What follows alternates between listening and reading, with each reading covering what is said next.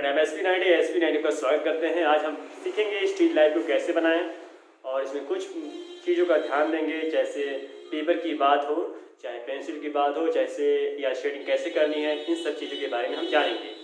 तो सबसे पहले एक बात ये ध्यान दीजिएगा कि आपके पास मटेरियल सबसे पहला प्राथमिक होता है। जिस धरातल पर काम करने वाले हैं अर्थात पेपर पर काम करना चाहते हैं तो वो आपकी कोऑर्डिनेट शीट होनी चाहिए और इसकी शीट की जो साइज होनी चाहिए वो A3 साइज होनी चाहिए। और पेंसिल कौन सा हो, 2B, 4B, 6B, 8B। इस समय का प्रेजेंट टाइम में जो है आर्ट लाइन की पेंसिल सबसे महत्वपूर्ण बन जाती है, तो इन पेंसिल को प्रयोग में लाइए। और साथ ही साथ शेडिंग, पहली बात होती है कि जिस भी ऑब्जेक्ट को बनाने जा रहे हैं, सपोज दैट मेरे सामने ये ऑब्जेक्ट रखा गया है, तो इस ऑब्जेक्ट को सबसे पहले गौर करेंगे इसकी जो आउटलाइन मतलब उसका जो मैनेजमेंट मतलब उसका जो साइज है उसका हमेशा परफेक्ट रखेंगे। अब ऐसा नहीं कि जो विषय वस्तु बहुत बड़ा कर दिया या बहुत छोटा कर दिया और पेपर में जो है स्पेस या बहुत ज़्यादा डिसबैलेंस दिखा, तो हमेशा परफेक्शन में रखें अपने उस ऑब्जेक्ट को, तो हमेशा बीचों बीच होना चाहिए।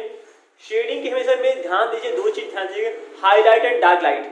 देखिए कि कहाँ कहाँ हाईलाइट पड़ रहा है, हाईलाइट यहाँ पड़ रहा है, वहाँ पर पेंसिल 2B आप कर सकते हैं। यहाँ चमक पड़ रहा है, वहाँ लास्ट में सिर्फ रबर को पुश करके उठा सकते हैं, रगड़ना नहीं है, बिल्कुल ध्यान दीजिएगा, क्योंकि रगड़ने से उसके पेपर का जो शाइनिंग होती है या टेक्सचर होता है वो डैमेज होता है।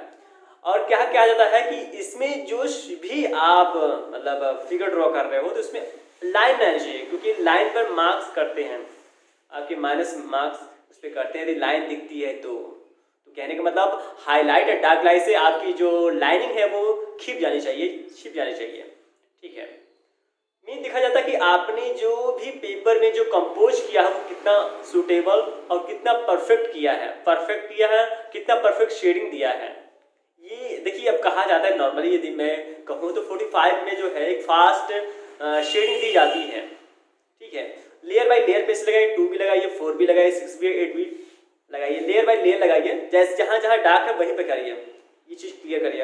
आप जिस तरह से उस ऑब्जेक्ट में देख रहे हैं कि डार्क लाइन ऊपर पड़ी हुई है, नीचे स्ट्रेट लाइट है, यहाँ से परछाई पड़ रही है, यहाँ से हाईलाइट पड़ रही है, तो ये सारी चीज़ों को आपको ध्यान से देख कर ऑब्जर्व करना है। कम से कम 30 सेकेंड जरूर उसको देखें इस ऑब्जेक्ट में कि कहाँ कहाँ क्या करना है, कहाँ हमें स्पेस देना है। किसी विषय को पेंसिल को नापने के लिए हमेशा पेंसिल का जो नोक होता है, आप आँख को बंद कीजिए, मतलब एक पेंसिल को नोक्स के नापिए और इसमें जो है नापने के पश्चात आप ऐसे कर सकते हैं। तो एक छोटी छोटी चीज़ें को ध्यान दीजिएगा कि जब आप किसी भी वर्क को फाइनल कर लेते हैं तो खुद जज करिए कि क्या वाकई में मेरा फिगर मैंने जितना मैंने उम्मीद रखा था क्या वैसा बन पाया है, क्या उसके परफेक्शन सही हुआ है, क्या उसमें आउटलाइन ज़्यादा तो नहीं है, ये चीज़ ध्यान देना होता है।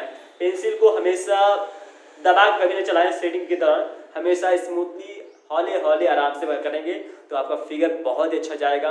बशर्ते थोड़ा धैर्य के साथ काम करेंगे बेटर होगा, समय बढ़ जाएगा। अभी फिलहाल स्टार्टिंग में आपका समय लगेगा, लेकिन धीरे धीरे आपका समय, बहुत कम समय में आप एक स्टील लाइफ को बहुत अच्छे से कंपोज कर सकते हैं। उम्मीद करते हैं ये मेरी बातें आपको अच्छी लगी होगी, तो कमेंट कर सकते हैं और लाइक कर सकते हैं और शेयर कर सकते हैं।